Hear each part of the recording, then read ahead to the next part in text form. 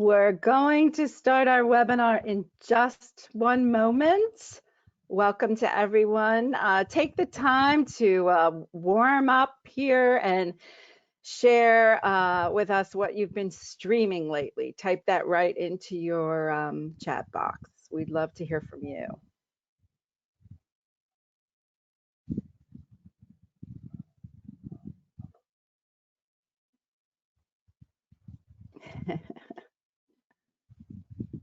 All right. The Prodigal Son on Hulu. The Reckoning. Have not heard of that one. Too much TikTok.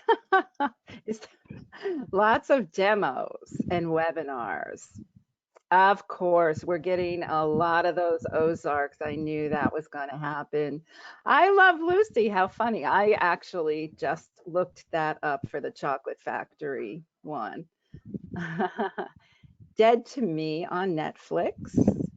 Got a couple. Penny Dreadful, City of Angels. Oh, Penny is Penny. Thank you, Penny. City of Angels. And Some Good News You on YouTube. A lot of things I have not seen. The Good Place.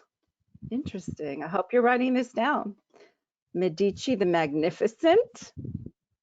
Oh, Frank and Gracie. Very classic. Now we're moving into the classics.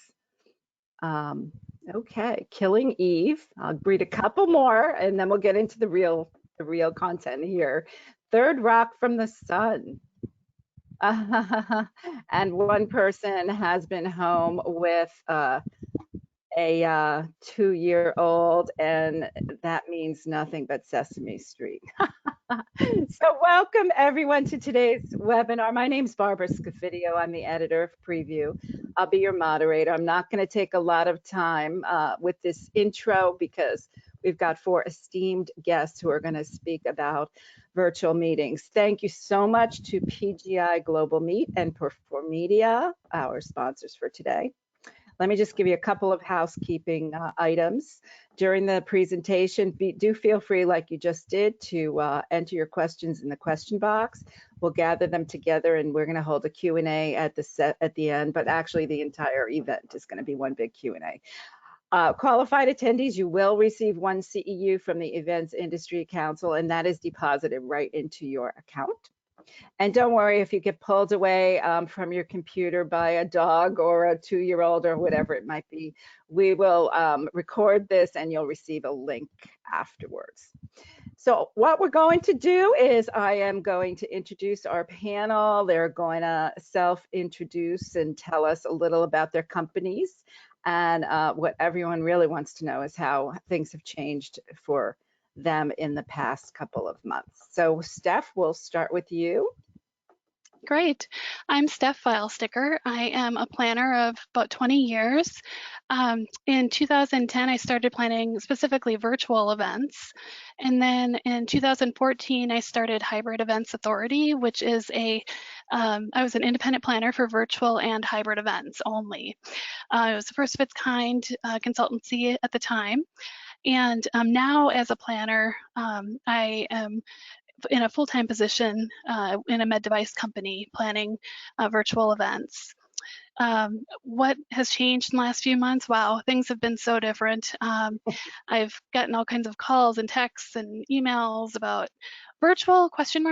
What do I do? So it's just been a lot of contact with folks and planners, just trying to give some guidance about what to do and how to react to what's happening around us. Okay, thank you. Brad Langley. Brad? Well, good afternoon, everyone. I'm Brad Langley. Been in the industry now roughly about 30 years. Started on the agency side as a planner for a good 25 years, and then moved into the technology side. So I work for Eventry. Eventry is a full-service end-to-end event management platform. What's happened in the last 2 months? I mean, what hasn't happened in the last 2 months? It's one thing, because most of the retail stores have been closed, the bank account has been saved a little bit, but we, as far as events, Eventry, we established some partnerships with a couple of major virtual providers. And then in addition to that, we are actually proud to announce that we're coming out with our own virtual offering that will be launched really literally in a couple of weeks. So you're one of the first ones to hear this, Barbara. I saved this news and timed it just for this webinar. Thank you so And much. so it has been fascinating. I remember, and it's been fascinating from chatting with our customers who are adapting to the new. It's been fascinating being a shoulder to many of our customers who are trying to struggle with how to keep their clients, how to keep their business and their employees in a positive outlook. And we're here for both sides. So however we can help, that's our goal. Thank you. Will Curran, welcome. Thank you for having me, Barbara. Hey, everybody. Will Curran from Endless Events here. We're a virtual event production company. I love, first, before I even introduce myself, I love interacting with people during webinars, and I want to keep you guys on your toes. So if you want to, feel free to tweet me all during the presentation. I'm literally going to be on Twitter the entire time. Just type in my username. It's Will Curran, so ITS, and then my name, Will Curran. Send me a tweet. Send me actually real quick your favorite emoji. I want to know what your favorite emoji is right now. It describes your mood. But yeah, we're a virtual event production company. Been producing events for 13 years. Got a name for ourselves from all the content that we've done. So hopefully, I'd love to know out in the audience how many of you guys are fans of Endless and subscribe to our content. We love to see you. But yeah, I'm super duper excited to be here to drop some knowledge bombs. We better protect ourselves. Okay. So I had so much fun with our streaming question. I'm gonna ask you guys one more, and then we'll get down to business. If everybody jumps in, because we're all so eager to start traveling again, and all the states are opening up, and although we have no idea exactly when it's going to be, when you can travel on your own, where would you like to go? Please type it in, and we'll I'll read them off, and then we'll get going. Okay, we've got Hawaii. All right. Brad, what would be yours? Does anything qualify as anywhere outside of my house? Not picky. Not that, yeah, across the street is good. I don't know if you're gonna get the mouse for that one. New Zealand. Nice. A cruise. Terrific. Steph, what about you? Steph, yeah. Oh, I'd love to go to Paris. So Paris. once international opens up. There you go. Yep. Well, people are choosing Venice. We've got Mexico, a lot of international here. Greece, Costa Rica, Los Cabos, I am available. Mexico, Rhode Island. Wow, I could drive. Just take me. Okay, well, your turn. Take me, please. Yeah, I have this your place. cottage in Dingle, Ireland. It's on the southern tip of Ireland, and it's just a beautiful cottage. This is an amazing view. That's I would go there right now. Yeah, that's where if I could teleport anywhere, anytime, it's always that cottage in Dingle. All right, Dingle. Well, we've got Prague, one of the most beautiful places I've ever visited. Key West, anywhere but my house. All right, we'll leave it at that. There you go. I love that person. So let's get rolling. And I have to say, I'm in such an interesting position because in addition to being the editor of Prevue, I am the person who coordinates and plans pretty much turnkey all of our events. And I'm about to embark on planning an online event. So I'm as excited as I'm sure the audience is to kind of learn what to do and what not to do.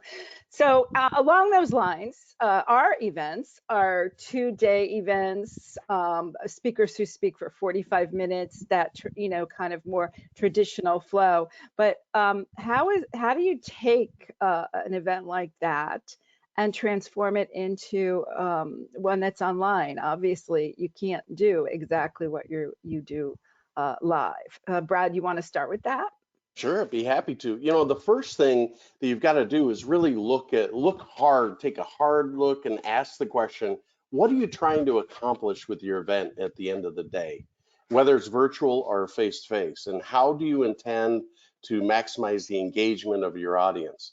So are you trying to promote your brand? Are you trying to educate? Are you trying to network and communicate together?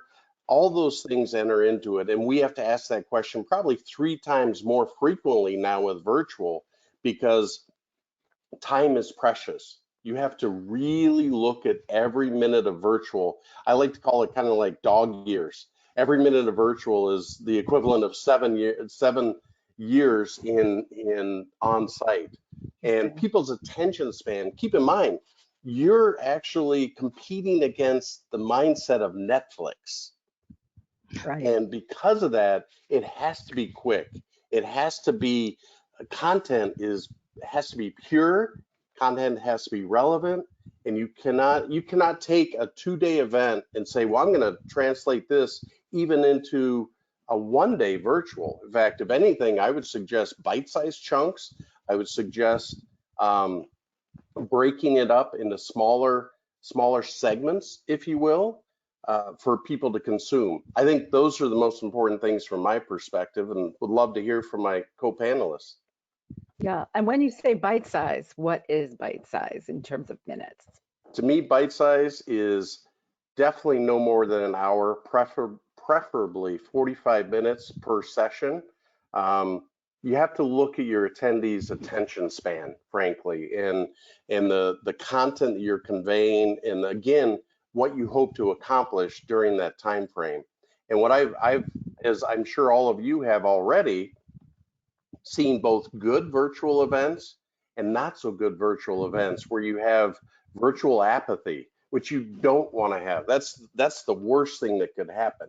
So it's important to really tailor it to your audience, how familiar they are with it, and keep them engaged. If I mean, I had a virtual invite for a full day session the other day, and I was like, I just can't do this. I'm climbing the walls. I just need space off the screen for a little bit. Yeah, I hear you. What about Will or Steph? Do you have anything to add to that? I was just gonna say I definitely agree with Brad. I mean, like everybody I've surveyed so far, every webinar I've been giving, I say, how long do you think your attendees can sit there? All of the answers, 99%, less than 30 minutes. So like people just do not want to sit in one spot for too long. And I think what it does is to level up your kind of your thought process too. As I love the bite-sized chunks, and people think, well, now I have to spread it out across more days or do little small things maybe across a month rather than 3 days. But I think what it does is now it also creates this opportunity for event planners to create a revenue subscription model that allows them to say something like, hey, we're going to give you a little bit of content over the course of maybe a year now. So now it's not, hey, I pay $700 upfront for this one short sprint of revenue, but instead I get this consistent flow of revenue over time as well. And also hopefully brings down the amount of stress that we have as well. Steph, what do you think? Yeah, I agree with both of you. To Brad's point, content is king, and really just taking your best stuff, especially if you're moving from an in-person to virtual, you're going to have less time to work with ostensibly. And so just really taking what you really consider your very best and putting that forward. So it's interesting when we did a pre-call and we were chatting about how strategy works into virtual events. We felt like this was an opportunity to be more engaged in strategy, I think, than planners might have been traditionally. Will, did you want to chat about that? Because you felt like this is an opportunity to elevate in a way a planner's role. Yeah, for sure. Well, I think what's happened is it's really interesting when this transition happened. We, like Steph, we got a lot of like, what do we do? Like, what's the number one question? What's the best platform out there? Tell me the answer, right? And it's like, I tell people, I'm like, that's like going into a venue and talking to the caterer and being like, so what's the best food I should have, right? Rather than saying like, okay, so half my audience is, celiac, half my audience is vegetarian, the 25% is vegan. What's the best food, right? Like, I think far too many people are jumping straight into what they feel comfortable with, which is design and execution, and kind of what we think about as planning and then the actual execution of the event. But I think that at this point, we are like, we hit the reset button on the events industry. And we've given a chance for everybody out there to take a role in the strategic level of a business or an association or their event in general. And I think what it does is it gives this opportunity for people to start thinking strategically instead of asking, what should I do or how should I do it? But instead saying, why should we do this? And so I'm pushing planners that instead of getting stuck in the mound hole that is design execution, let's get strategic. And like I think that it's going to afford planners to be more valuable when you get through this, rather than being seen as, oh, they're just the event planner, but instead they're like the chief event officer, CEO, you know, or CEVO or whatever it may be, right? So Oh, okay, I like that. yeah, I mean, Steph, So, you probably, yeah, go ahead. Sorry. well, I was going to say we got an interesting question from Stacy. How do you get the C-level to understand the concept of bite size? So you're talking about being strategic and advising them that we need to go in this direction, but are you getting any pushback from, you know, senior level execs who want to just do things the old way? Yeah, I mean, like I say, Steph, please, I want to hear from you Yeah. on this one, because Yeah, definitely. And You are. oftentimes, a 60-minute session is what you do. And so really, I've used data to show, this is really what the industry is doing right now. Anecdotally, this is what I've heard too, and really put those together and share, this is what we need to do to reach today's audience. The 60-minute session worked about 10 years ago, maybe. But, we really have to think a little bit differently now. Right. So the data is interesting. Good. And maybe you could share where you get that data from. Really, industries, MPI, PCMA, Okay. all of our industries out there have great research, and other groups that I belong to as well on Facebook. Spin is one of them for senior planners, that kind of thing. Okay. All right. So we're going to move into a whole other topic here, which is what everybody's most scared of is Murphy's Law when it comes to online meetings. How do you prepare for the human element when it happens and go with the flow? Who wants to take that one? I can take, I guess, like Okay. we've been in production, so we naturally like literally live in Murphy's Law, where we were always surrounded around technology and it always went wrong. I think that like what's changed a little bit is it used to be that the technology only represented what, like 25%, would you guys say, of like an event, right? Like the rest was like, well, the building's not going to fall down on top of me, at least, right? But like the equivalent of the building falling down when it's like just a virtual event platform doesn't work, right? So I think that now, because 100% of the event is technology, like Murphy's Law is like getting compounded 100%. And Brad, you guys have been doing event tech for like so long. So how do you guys deal with that Murphy's Law element? Well, there's, Will, as you said, it's critically important. And what I find is preparation beforehand leads to reducing the Murphy Law factor. For instance, just for this session, this webinar session, we had 2 rehearsals. During one of the rehearsals, none of my sound was working and video. And thank goodness we had I the already rehearsal. forgot. Yeah, and so it's important by going through the sessions, and this is another way that planners can add value, is they bring the expertise, they bring that knowledge that, look, we need to rehearse this and force that discipline. No senior execs love to have a rehearsal, but when it comes to virtual, it's that much more critical that they do that and have a disciplined approach to it. Also have backups in place. There is that risk component to it.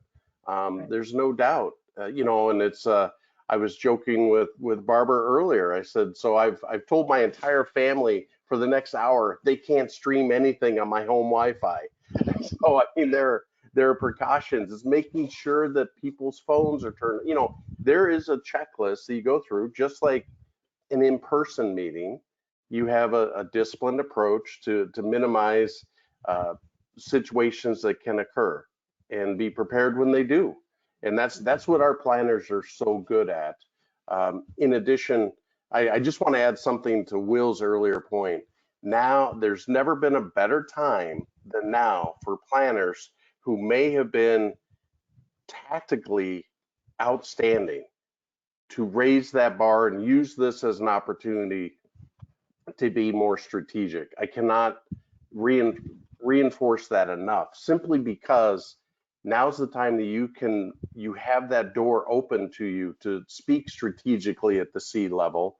And part of that is about the rehearsals, and that just gives you that much more face time and interaction time with those key execs.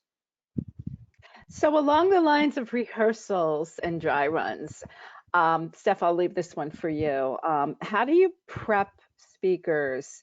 And do you have advice for their physical backgrounds and the lighting to really polish the presentation as much as you can? Yeah, absolutely. A dry run is essential. It really allows you and your team to work out the kinks and communicate and know, okay, if this happens, this is what we're going to do, and this is who's responsible for doing that. So that's really essential.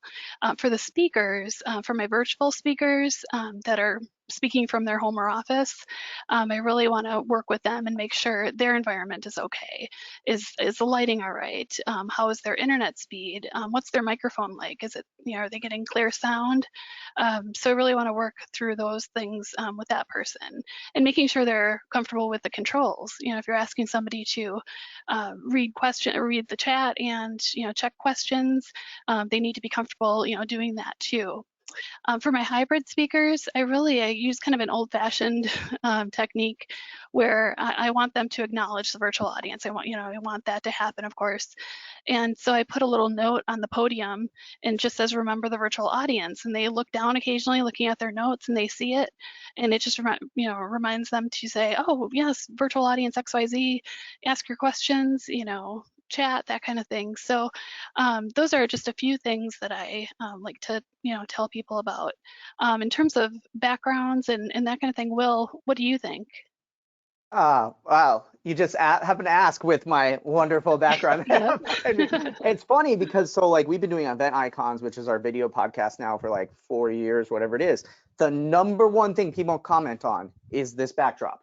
And I think what's really cool about it is, and someone mentioned this in the notes in the Google Doc show, hands up, shout outs to the Google Doc crew taking notes, is that people are being invited into their homes now and presenting from home, and they're responsible for their own technology. But that also creates this fear, I think, but also creates this great opportunity that before, when I got on stage, the only thing you got to know about me was like my shirt, that I was wearing, lime green shoes, and things like that. But now, like, you get to see my home, my personality, the Funko Pops, you see the video equipment, and you learn so much about me as a person that I think it makes us like finally, in the first time ever, we get to just learn so much about our presenters and welcome them into our home. So I think one of the best things that you can do is just watch YouTube videos, because this stuff isn't new too. Like, just because COVID happened and we all have to be at home, everyone's thinking like, well, I've never had a presenter work online. If you look up like all the streamers for gaming channels that are on Twitch and things like that, they have like YouTube videos on YouTube videos explaining like, here's the best camera and here's the best light for this and all these things like that. And they're not technical people. They didn't, build these cameras by hand. They're just like, hey, here's the product I recommend. They show how to plug it in, go to this setting, change the setting. And I think it makes the opportunity for you to raise your production value, which I think is the next step, right? We're all hitting webinar fatigue. We don't want to sit here for longer than 30 minutes. Zoom fatigue is here 100%. Like I predicted by the end of June it was going to happen. I think it's going to be end of May that webinar fatigue is going to hit its 100%. But with that being said, now we have to create these awesome setups. We have to have great lighting. We have to have great audio, all those things like that to be able to deliver an awesome presentation like we did on stage as well. Right. Well, everyone stay tuned.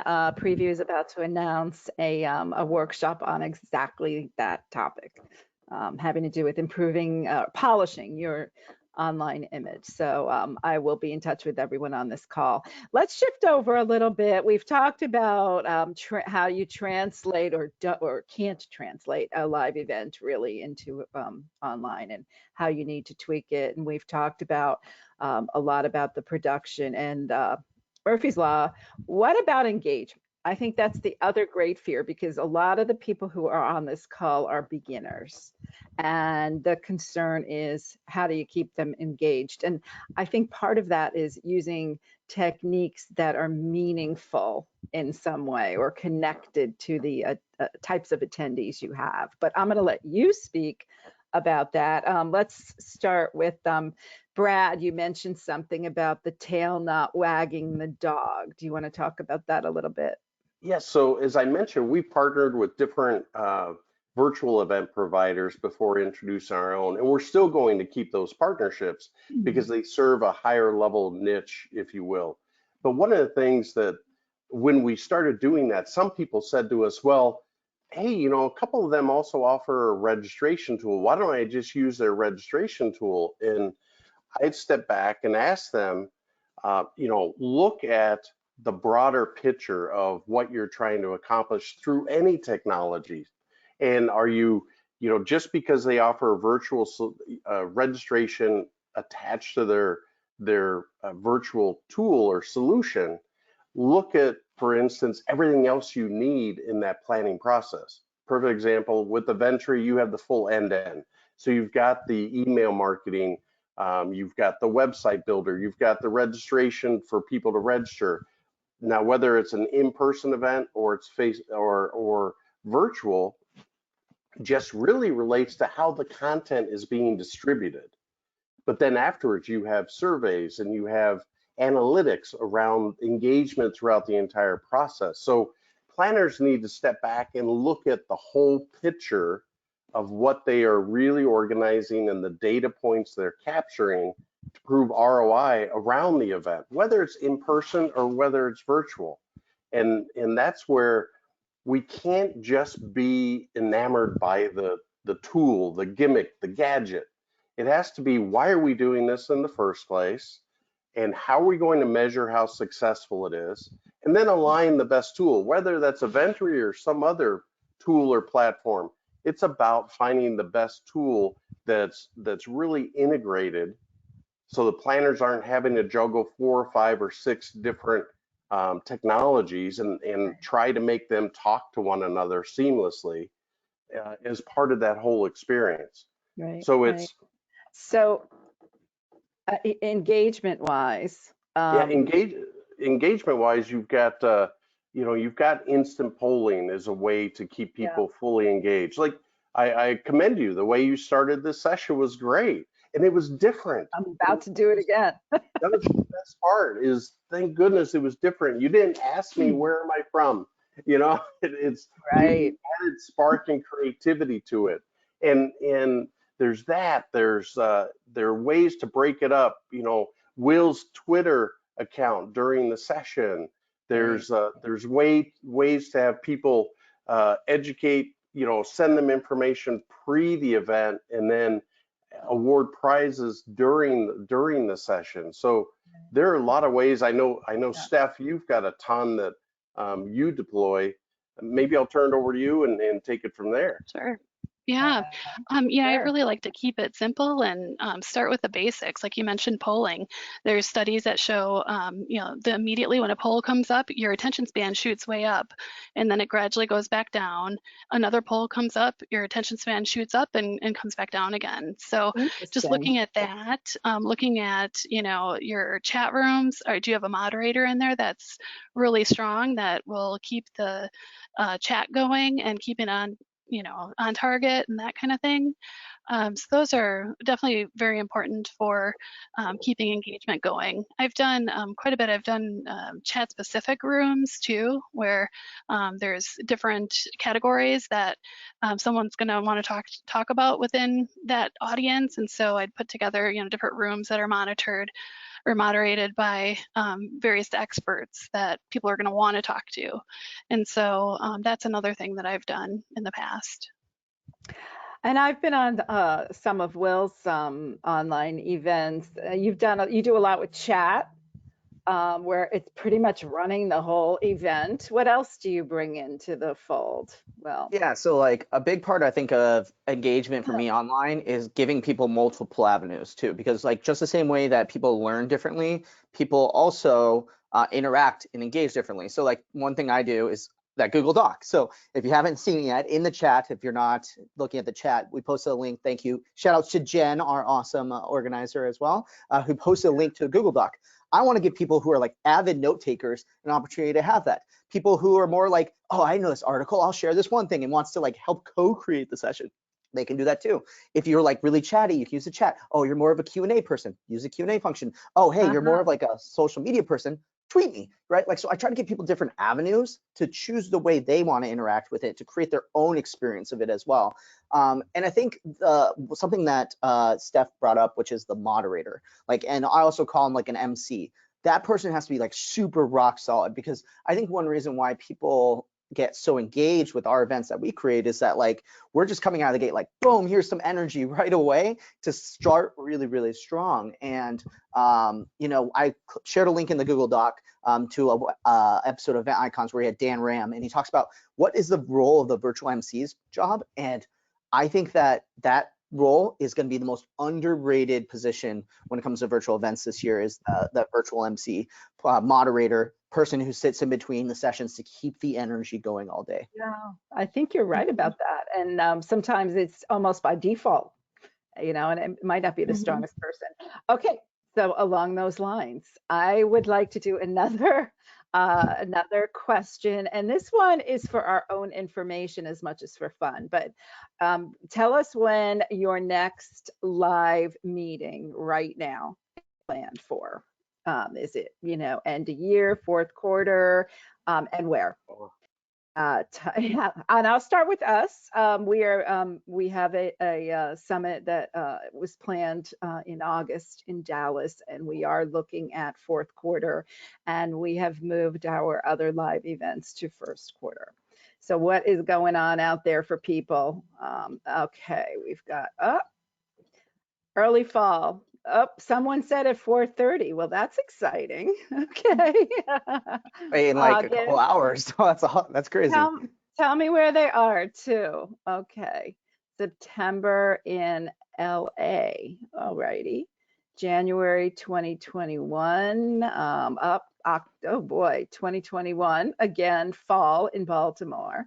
So you know, we're hearing, and I'm guessing a lot of these are regional drive-in, which seems to be the trend. Fingers crossed, September 2020 in Seattle.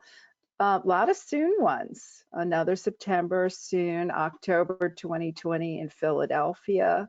So I'm seeing a lot of fourth quarter, which is good to see. November 2020, Los Angeles, October, Denver. Another September and October in Hershey, Pennsylvania. Well, that is a fun place to meet. Talk about a sweet location for a meeting. So now we're going to move it over to another topic that I'm sure some of the people out there are going to want to hear about. Has to do with monetizing these online events. Sometimes the monetization is not built into the initial execution, and I'd love to hear your comments. Brad, why don't we start with you on that one? You know, this is an area that I'm seeing planners really struggle with if they've never dealt with virtual.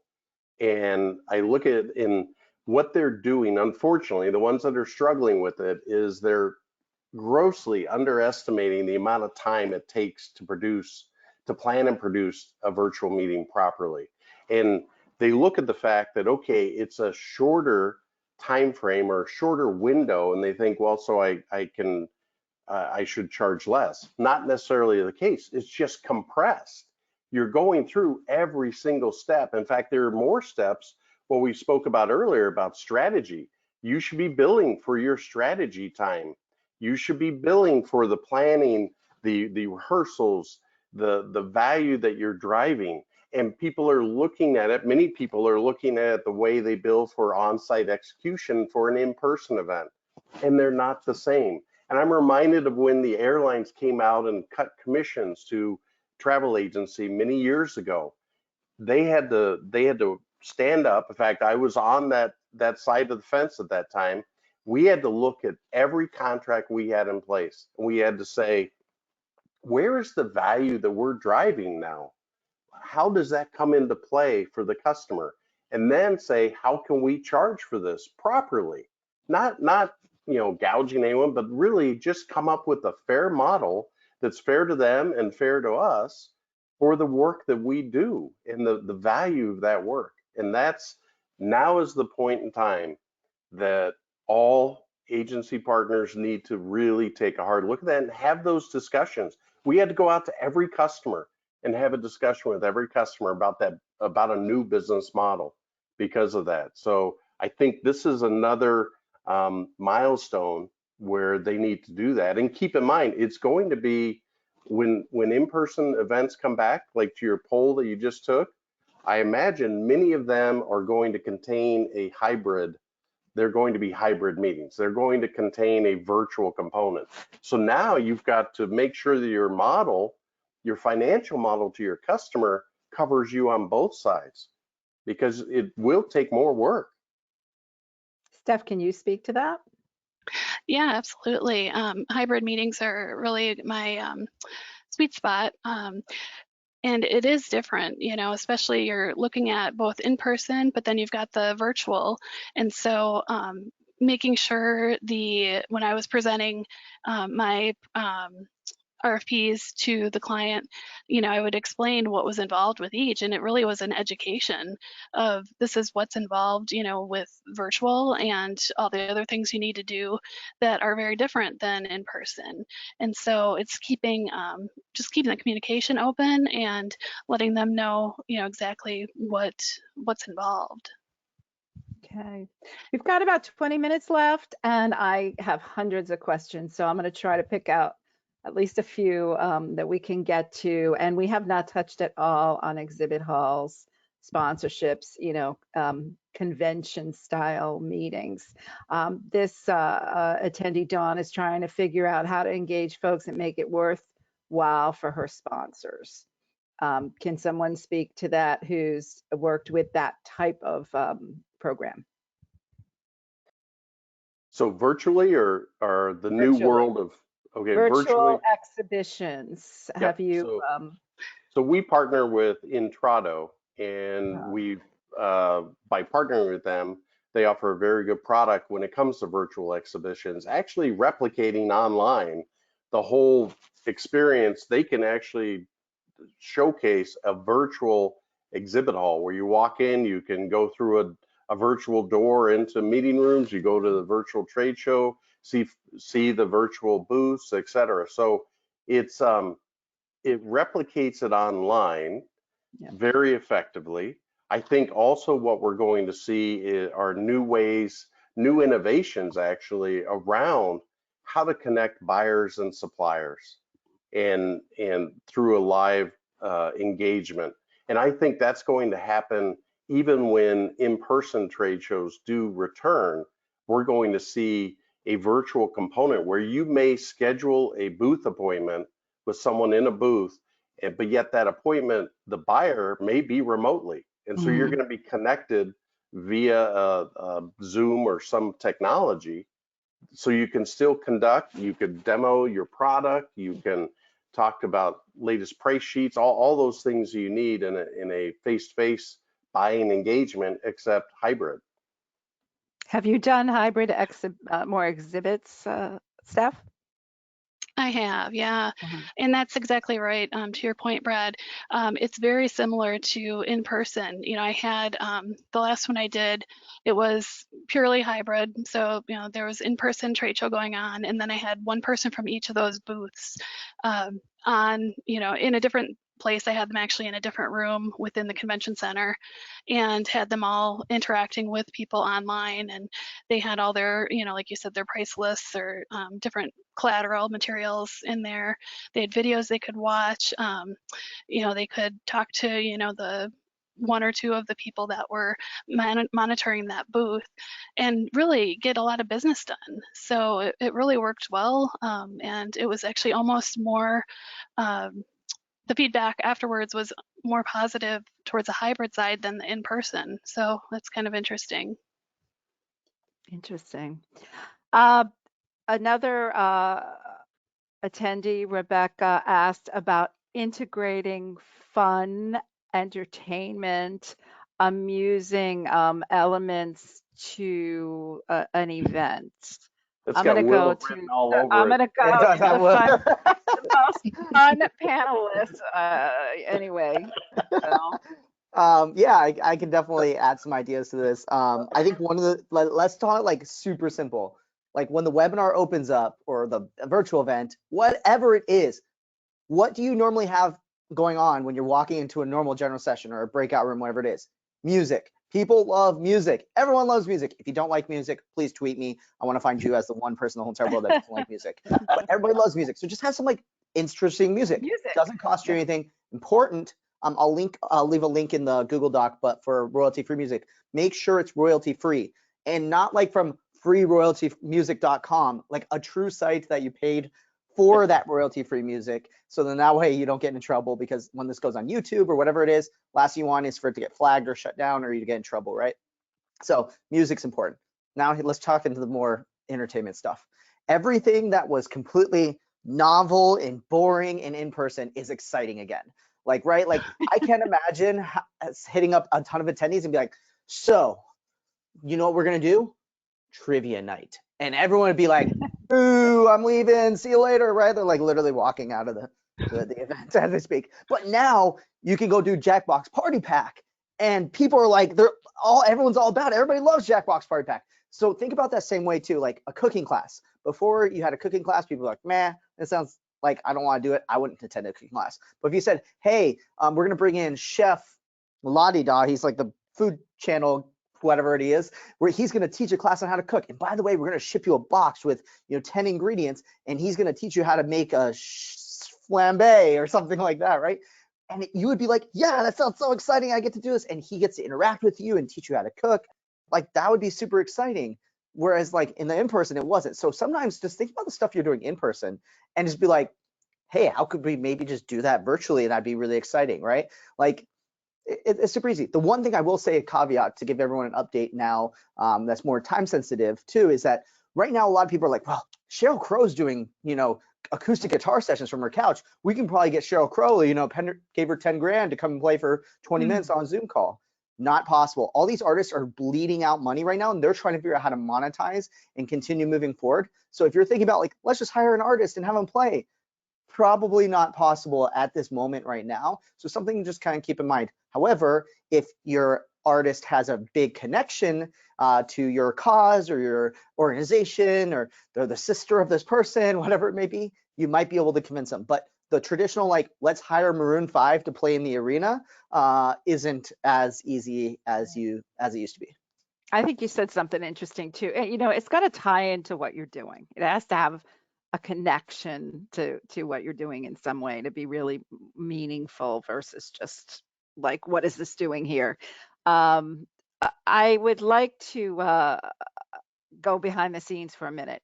We've got a question from Kelsey about what kind of backstage support is needed to pull off a smooth online event.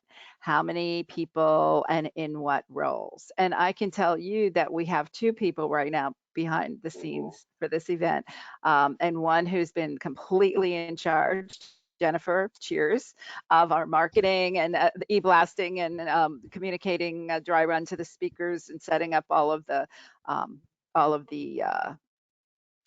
all of the logistics basically, and Gary, who is our director of tech across our company, who oversees these and is also on board. And we have 2 people because, and this happened right before we got online, they happen to be in Florida and they're both on the verge of thunderstorms.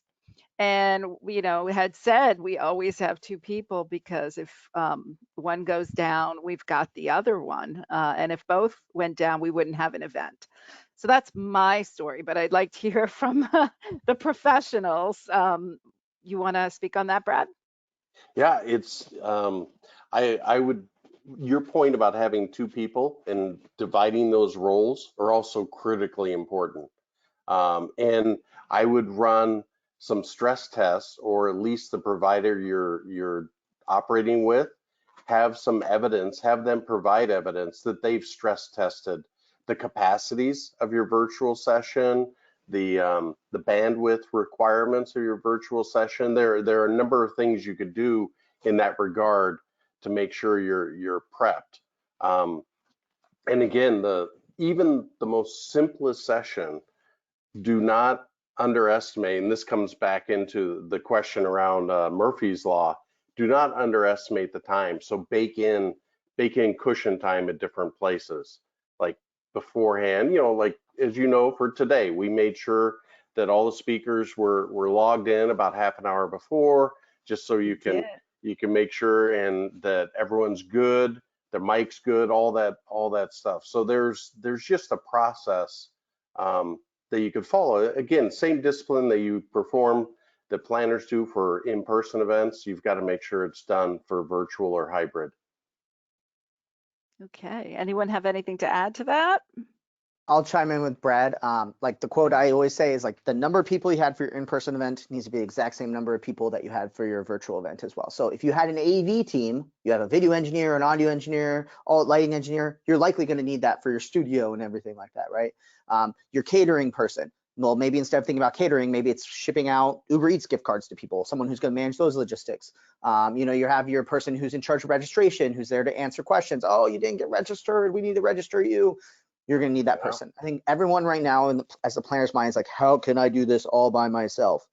Build your team, and you can do it. The exact same number of people, I think, for your in-person is what you need for your virtual. And Steph, you've been doing this for so long. Like I'm sure you have a lot of thoughts as far as what's the perfect makeup of a team. Yeah, absolutely.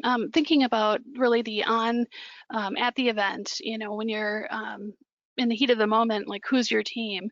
And it's often people that are part of my, physical team in the office, and they have new roles, like a chat moderator, And one time this is Murphy's Law, but I hired had a person in our PR department be our chat moderator. It made a lot of sense.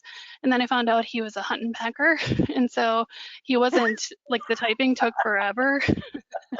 And that's not a good Hunt and role. pecker, like that's a typer, like they're hunting for the Exactly. keys, pecking. Oh my gosh, I I've can never heard that believe before. So that was kind of a nightmare. So just making sure those people are the right fit. There's, other folks that I had, like a speaker wrangler. We wanted to get the speakers down from the main stage to a back area where we were interviewing them for the virtual audience. And so, just having somebody that's in charge of that person coming down. Really, who's your Q&A person? Is someone reading your Q&A and making sure the questions get asked to the moderator or to the speaker? So, it's those things that kind of roll out that you really need to think about and make sure you have the right people in the right places. Right. I mean, I've been on meetings where they put you in a chat and there's no one there, and you're all sitting Mhm. around just like you would be at a breakout. And the Mhm. conversation starts going all over the place, and it's not, not kind of kept on in line. So I do hear what Right. you're saying. Another great question from Melanie, and has to do with virtual networking besides chat rooms. What are ideas that are fun and engaging for larger groups? Mm. I know there is online team building. I'm hearing a lot about companies that are specializing in online team building or online CSR kinds of activities that people can do together. Does anyone have any experience with networking in general? I mean, how does that look with a virtual event? I can jump in Okay. and I just get so excited about this sort of stuff, so I just want to jump in like all the time. Jump. So when it comes to networking, I think one of the best ways to do it is similar to the way that we did in-person events, right? The directory was the walking around the halls and seeing people's badges, right? And you kind of profiled people based on like knowing who they were, their badge, everything like that. In the virtual sense, you don't have the ability to like walk down the hall and just bump into somebody. And I think that like forcing people just to like join a room and like you said, like it's awkward, like, oh, there's no one here, like, oh, there's one other person who's going to start the conversation. What I think is the best way to do networking is to simply allow people to see who else is there, and then to allow people to book meetings with each other. So you need directory system, then you need the ability for there to be like a booking system. My caveat with the booking system, as evident by I turned on a feature of a virtual event I'm speaking at, who shall go unnamed, they didn't connect it to my calendar, so people could book stuff on my calendar, but it didn't check my availability to see that I was already booked for a ton of things. So now I'm like hunting back in. I'm like, okay, I have to find this attendee, use a system to message them. So that's where the third piece comes in, which is the messaging system. It needs the ability for me to quickly message that person and be like, hey, there's a conflict, I can't do that, everything like that as well. And then the last piece is that video element, right? Doing the video calling and things like that. The video thing is a part everyone understands. The directory part, These are the middle parts right here, the calendar booking system and the chat system that I think is kind of missing in the system when it comes to ability to allow very natural networking on there as well. But Right. Brad, you guys have been doing this stuff forever. Yeah, I mean, you can do it Networking pros, like you said, from self-selecting through a list. You can also, as part of the pre-registration process, collect special interests and categorize interests, because that's I like that. really, it's all about establishing sub-communities and communities of common interest, and then connecting those people. And as Will said, connecting them obviously with calendar and all the back end connections of, do you accept, tentative, or decline this gathering. And then the other item is really gamification. You can include gamification in virtual settings very easily and award points based on activities, and that ties in closely with engagement levels of just making sure that when people are, and it may not be your entire audience that's going to gravitate toward that, but that segment that does are hyperactive in gamification, I've come to find. I mean, they are watching every opportunity. They're sitting on the edge of their seat waiting for that opportunity for you to put something out to them, and boom, they jump on it. And that's a key part of the whole aspect of engagement, which also ties to networking. I mean, you can link those too. Yep. We're getting short on time. So what I would like to do is, since it is really lunch hour for most of the time zones, and I know we've all been thinking about food and baking maybe a lot more than we used to, I would love it, while I ask the final question, if people want to tell me what is their favorite item they have baked over the past couple of months. And we're going to go around to the panel to wrap up. For people who have never done a virtual event before, which I believe is a large part of this audience, if you could each tell me what is the most important piece of advice you have to offer, and then I will share the desserts with everyone. Stephanie. Sure. Really, I think building a strong team, whether that be both within your organization, but then having a solid partnership with your vendor. You want to be on the same team and working together. And so it's really just knowing, the power of working together can get you through this. It might be your first time, but that's okay. It's not the first time, hopefully, for the vendor, and they'll get you through what you need to do, and they'll answer your questions. It's really something that can work out very well for you. Great advice. Brad. All right, well, first I have to say thank you to my wife and daughter, because they got me baking double chocolate chunk chocolate chips. That's what it was. I actually baked for the first time. My best advice would be, well, I've got one and a bonus. Number one is, just remember that the opportunity for a virtual event gives you the opportunity to extend way beyond just this time frame of half an hour, whatever. You've got content.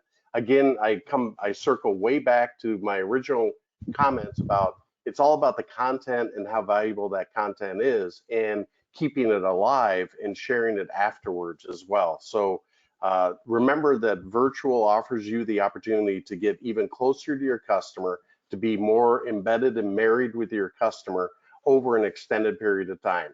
So that's number one. Number two, the bonus is data. It also offers you the opportunity to collect a heck of a lot more data throughout the entire process of not only what they're as they say, I like to say, what are the dogs eating? Why are they coming to your session? What are the trigger words? What is helping them move closer to their buyers? And what are they getting out of the session? And what content are they most interested in afterwards? Over to you, Will. I love that. The data thing I think is so huge. Like before we had to strap wristbands on people and RFIDs, and it's all this expensive. Now it's like we track everything. I love it. Before I give you guys my tip, I want to give some shouts to everybody on Twitter. So Yvette, Christine, Michelle, Lori, Leslie, Marion, Michelle. Did I say Michelle already? Karen, and Mel Purdue. Thank you guys so much for tweeting me Thank during the you. entire session. You Yeah. guys are awesome. For me, my number one tip right now, and tip is going to probably shift in the next couple months, but it's to experiment right now. I think far too many people are afraid to just go out and try things. But right now, this is the time where people are forgiving mistakes, right? Like we talk about how webinars need to be less than 30 minutes, but yet like we all do hour-long webinars. I still do. But here's the thing is that everyone's willing to forgive everybody and be willing to let mistakes happen because it's all new to everybody. However, 6 months from now, at the end of this year, Q4, when everyone's already done their first virtual event, the bar, it's going to go up here. And if you haven't experimented, it's going to be a lot harder for you to get up to that bar level on there as well. So right now, like consider doing small webinars to test things out. Do a little mini virtual event, do an internal virtual event. Be willing to invest the time and the money to be able to experiment with these tools and try different vendors out as well. This market of virtual events was 1% of the event market before. Now it's 100% of the market. 100%. So you need to be able to jump in, I think, head first and experiment because that bar is going to raise and you don't want to be left behind. Thank you. Thank you to all of you for being here today. I'm going to leave you with some sweets to consider the next time you bake. What a great hour. I really do appreciate it, and I learned a lot. On that note, Yvette, who might have been the same Yvette who was on Twitter and has been very engaged during this event, made her first carrot cake from scratch. Janine, German chocolate cake. We have a keto cheesy biscuits from Elia. Sounds interesting. Air fryer cinnamon sugar donuts, Vanessa. Peach tartine from David. Coffee cake sounds lovely. Alexis, banana cream pie by Stacy. Another carrot cake. Lava cake by Laura. And Stacy has been baking banana bread. So on that note, thank you so much for attending our webinar, and I hope you have a great rest of the day. Thank you again to our panelists. Take care. Thank you. Bye.